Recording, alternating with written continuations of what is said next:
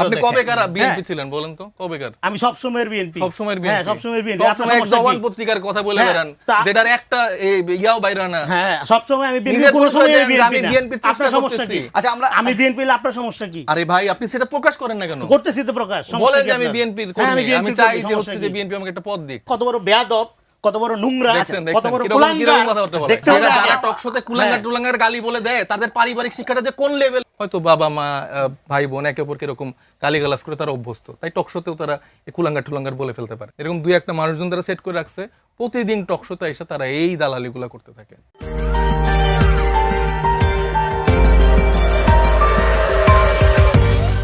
যখন হামলা হয়েছিল আমার ছোট ভাই নাসিরউদ্দিন পাটোয়ারির উপর, আমি বলছিলাম যে পারমাণবিক ডিম হামলা। তো এখন নাসিরউদ্দিন পাটোয়ারি সফল, সে এমন এমন কার্যক্রম করে যে আপনার এই তারা কেউ মারুক এটা সে চায়। কিন্তু মুশকিল হলো এগুলো দিয়ে আসলে রাজনীতি হয় না, রাজনৈতিক আচরণ এগুলো না, এবং এগুলো সোশ্যাল মিডিয়াতে এক ধরনের আলোড়ন তৈরি করা, টিকটকের কন্টেন্ট তৈরি করা, হ্যাঁ, ফেসবুকের রিলসের জন্য হয়তো কাজে লাগতে পারে, এগুলো কোনো পলিটিক্যাল আচরণ না। আরেকটা হলো যে বিএনপি তাকে মারুক, এটাই তো তার কামনা বাসনা। বিএনপি কেন এই কাজটা করতে যাবে?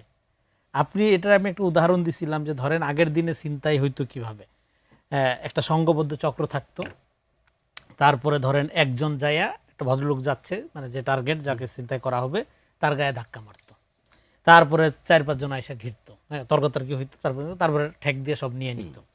তো ফলে এটা একটা কমন মডেল। যখন মানুষ জানাজানি হয়ে গেল, তখন কেউ যখন ধাক্কা লাগাইতো তখন কেউ তর্ক করতো না, দূরে থাকতো যে ধাক্কা মারছে, কারণ এরপর তর্কে গেলেই বাকি সিনারিওটা হইলো সে পথের ফকির হয়ে যাবে। একইভাবে নাসিরউদ্দিন পাটোয়ারি যখন কোনো জায়গায় যায়, বিএনপির লোকজন 1000 মাইল দূরে থাকে। এটা খুবই আনফরচুনেট যে আসলে এইরকম একটা হামলাকেও যদি রনি ভাইরা যদি জাস্টিফাইড করে, জাস্টিফাই করছি না এটা কোনোভাবেই।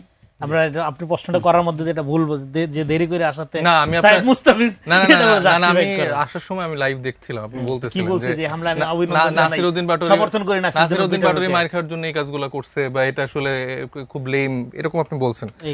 কি বলছি, কোথায় জাস্টিফাই করলাম? এই যে কমেন্টারি এটা মিথ্যা, এই প্রতিবাদ জানায় রাখলাম, আলোচনা প্রতিবাদ জানায় রাখেন, কিন্তু আপনার এই 8 মিনিট যতক্ষণ বক্তব্য রাখছেন এটা তো পরবর্তীতেও দেখতে পারবেন।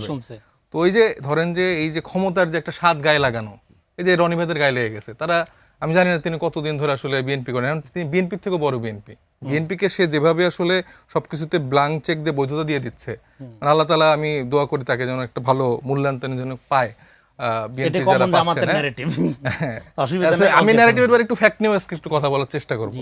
তো সেই ন্যারেটিভ আর ফ্যাক্টের ধাঁধায় একটা মানুষ ঝিনাইদহে সে হচ্ছে নামাজ পড়তে গেছে, সেখানে বিএনপির এই মানে ছোট লোক জাতের যে নেতারা, তারা যে ডিমের হামলা করে দিল, যাই হচ্ছে যে অস্ত্র শস্ত্র নিয়ে হামলা করে ফেললো। মানে এটা কোন রাজনৈতিক ভাষা? মানে সেখানে কি করছে? আমি নাসিরউদ্দিন পাটোয়ারির জায়গায় আমি কোনো ডিফেন্ড করতেছি না, কিন্তু আপনারা নাসিরউদ্দিন পাটোয়ারকে রাজনৈতিকভাবে ডিল করেন, সে রাজনৈতিকভাবে যা যা বলতেছে আপনারা রাজনৈতিকভাবে ডিল করেন। আপনি তো আছেন, রনি ভাইয়ের মতো লোকজন আছে, তাদের কথাবার্তা তো এই টাইপের আমি শুনি যে এই ডানা ওই ডানা, এরকম করে অনেক রকম সে কথাবার্তা বলে। তো এক একজনের এক এক রকম স্টাইল আছে, প্রত্যেকটা রাজনৈতিক দলে এক এক রকম স্টাইল আছে। এই সালাউদ্দিন কাদের চৌধুরী থেকে শুরু করে বিএনপির আমি দেখছি এক একজন রাজনৈতিক নেতার এক এক রকম প্যাটার্ন। তো নাসিরউদ্দিন পাটোয়ারি তার মতো করে কথাবার্তা বলছে, এই জন্য তার আপনাকে মারতে হবে? মানে আপনার আর রাজনৈতিক আর কোনো উইপন নাই, আপনার ঘুরে ফিরে সে আওয়ামী লীগের উইপন ইউজ করতে হবে আবার। এবং তারা যে হাসি তামাশাগুলো করতেছে, এটা দেখে আমার মায়া লাগতেছে যে এদের যে আসলে মানে বিপদ যে কতটুকু ঘনীভূত। এই আওয়ামী লীগরা যেভাবে, এই যে দেখেন আওয়ামী লীগরা নিজেরা মারতো, ছাত্র দল বলি, বিএনপি বলি, জামাত বলি, তাদেরকে নিজেরা মেরে আবার হচ্ছে নিজেরাই হচ্ছে যে তাদেরকে বিচারিক কার্যক্রমে নিয়ে আসতো। আজকে আমাদের জাতীয় নাগরিক পার্টির কেন্দ্রীয় যুগ্ম সদস্য সচিব, এবং আপনার মনে আছে যে যেই সময়টায় মানে পুরো ক্যাম্পাসে মানে সব ছাত্রদেরকে আসলে উৎখাত করে ফেলছিল, হলগুলো খালি করে ফেলছিল, এবং আবু সাইদ মারা যাওয়ার পরে সেইভাবে কিন্তু কোথাও জানাজা হয়নি। তো আমাদের এই যুগ্ম সদস্য সচিব তারেক রেজা, ঝিনাইদহে যিনি এবারের মেয়র প্রার্থী, তো উনি হচ্ছে সে সময় হচ্ছে যে জানাজাটা পড়াইছিলেন। ওটা কিন্তু অনেক সাহসের একটা ব্যাপার ভাই। মানে আপনি এখন অনেক কিছু বলতে পারেন, এখন অনেক এইরকম বইফোন নেতারা বের হয়েছে, অনেক বুদ্ধিজীবী বের হয়েছে, অনেক তাত্ত্বিক বের হয়েছে, এই লন্ডন থেকে শিলং থেকে বহুত জায়গাতে বহুত লোক আসছে। ওই সময় এই গাছটা দেখানোর মতো কিন্তু লোকজন ছিল না। আপনি যখন ফেস করতেছেন আপনি ইমামতি করে নামাজটা পড়াচ্ছেন, সামনের সারিতে যারা দাঁড়ায় কথা বলতেছে বা যারা দাঁড়ায় নামাজটা পড়তেছে তারা কিন্তু জীবনের যান হাতে নিয়ে হচ্ছে সেই কাজগুলো করছে। তো সেই মানুষটার কি অন্যায় আপনি তাকে আজকে মানে তাকে গ্রেফতার করে নিয়ে চলে গেলেন? আর যারা মারলো তারা হচ্ছে যে হাওয়া দিয়ে ঘুরতেছে আর রনি ভাইয়ের উদযাপন করছে, আর এগুলো শুরু, এইগুলো এনসিপিরা এখন দেখাইতেছে, দেখ আমাদের কত শক্তি। আরে ভাই, আপনাদের বাপদেরও এই সুযোগ ছিল না যে আমাদেরকে এরকম করে ভয় দেখানোর? আমাদের এই গ্রেফতার ভয় দেখানোর যদি মনে করে রনি ভাইরা যে আমরা ভয় পেয়ে একদম তাদেরকে তুলু করবো সারাদিন, এটা ভুল ধারণা। নাসিরউদ্দিন পাটোয়ারি এটাকে আমি কোনো পলিটিক্যাল ইস্যু মনে করি না যে বিএনপির এটাকে পলিটিক্যালি মোকাবেলা করতে হবে। আর আমার নিয়ে এনসিপি জামাতের একটা বিশাল কনফিউশন, কেন আমি বিএনপির কোনো পদ পদবিতে নাই বা বিএনপি আমাকে একটা পদ দিচ্ছে না কেন। দেখেন, আমি একটা লিবারেল ডেমোক্রেটিক পলিটিক্স প্রেসক্রাইব করি, বিএনপির অনেক পার্টি পজিশনের সাথে আমার দ্বিমত আছে। যাই হোক, পাটোয়ারির এখানে অস্ত্র পাওয়া গেল কার কাছে? এই যে ব্লু টিপ শার্ট পরা যে তার প্রোটোকল বাহিনী যেটা তারা ছিল, তার এনসিপির একজনের কাছে তো অস্ত্র পাওয়া গেল। সেই অস্ত্র কিভাবে আসলো তার কাছে? অস্ত্রের লাইসেন্স কে দিল? হ্যাঁ, বন্দুক প্রথমে বের করছে, যেটা স্পষ্ট ভিডিওতে দেখা যাচ্ছে যে বন্দুক প্রথমে নিয়ে বের করলো, তারপরে একজন আইসা বাধা দিল, পাঞ্জাবি পরিহিত একজন, তারপর সে আবার পকেটে ঢুকাই ফেললো। আপনার জয় খেলে ওই বন্দুকটা বের করে দেখছেন, বন্দুক আর আগে হচ্ছে মারামারি গুলো দেখেন না। এখন বন্দুক বের করা এখন এর বৈধ হয়ে যাবে তাদের কাছে, তাদের ন্যারেটিভের কারণে বন্দুক বৈধ হয়ে যাবে। একটা বন্দুকধারী মানে আপনি সে যাচ্ছে, তার মানে কি উনি হচ্ছে সন্ত্রাস করাটাই আমি শেষ করি। ওনার ফ্যাক্ট আর নেগেটিভের খেলাটা আমার সময় আমি বললেন ফ্যাক্ট না বলে উল্টাপাল্টা কথা বলছেন। আরে ভাই, উল্টাপাল্টা কি কেন আপনি বলতেছেন যে অস্ত্র বের করছে? এটা কি মনে অস্ত্র বের করছে? ভিডিওতে আপনি ভিডিওতে দেখেন। আপনি আমার উপর হামলা করছেন কেন আগে? হ্যাঁ, এইজন্য আপনি অস্ত্র বের করবেন। অস্ত্র কোথায় বের করছেন? আমি ধরেন ডিম মারছি, এইজন্য আপনি বন্দুক বের করবেন। ধরেন আমি ডিম মারছি, ডিমে মারা আমার কাছে অনেক অস্ত্র নেই, আপনি হ্যাঁ আপনি বন্দুক বের করবেন। তার মানে কি সন্ত্রাস করার জন্য তারা সেখানে গিয়েছিল। এখন একটা কথা আছে, বাংলার ভালো পদ দিয়ে আমার মনে হয় যে বিএনপি যারা আছেন রনি ভাইকে প্লিজ একটা ভালো পদ দেন। এই লোকটা যেভাবে দলকে সার্ভ করতেছে, মানে অনেক বড় নেতারাও করতে পারছে না। আমি বিএনপি আমাকে সমস্ত রকম বিএনপি আমাকে অনেক রকম অফার করছে, সব আমি বুঝা যাবে, আপনার ফ্রাস্ট্রেশন দেখলে বুঝা যায়।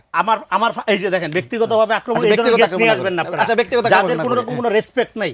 এই যে মুখের গুণে পান বেরি, মুখের গুণে জুতার বাড়ি বলেন একটা কথা।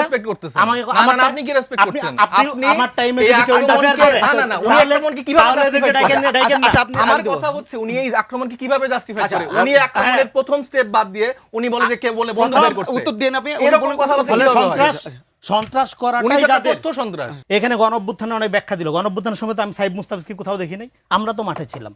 আমরা শুধু গণঅভ্যুত্থানের সময় মাঠে ছিলাম না, আমরা 13 সাল থেকে প্রত্যেকটা পর্বে মাঠে ছিলাম। আজকে গণঅভ্যুত্থানের বড় হয়ে গেছে, তারা স্টেক হোল্ডার হয়ে গেছে। সারাদিন আমাদের পিছনে পিছনে ঘুরেন, আপনি আমারে দেখবেন না ভাই। হ্যাঁ, আমরা তো মাঠে দেখি।